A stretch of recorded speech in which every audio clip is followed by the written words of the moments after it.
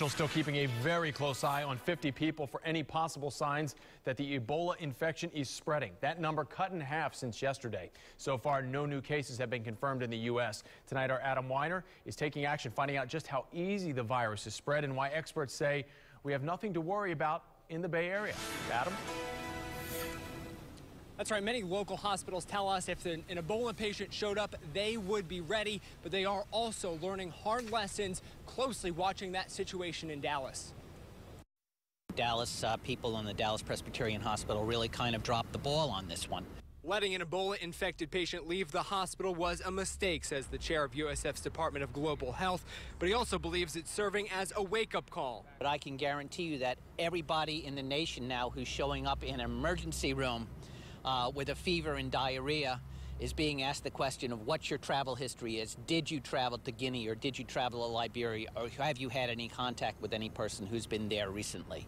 The global health expert Dr. Thomas Yunash does believe the CDC is responding well to the Texas crisis. So in a situation like this, you really want to go to cast the net as wide as you possibly can, because the last thing you want to do is miss somebody. More Ebola will likely be identified in the United States, says Dr. Yunash, but he doesn't think Ebola will spread as easily as, say, the flu.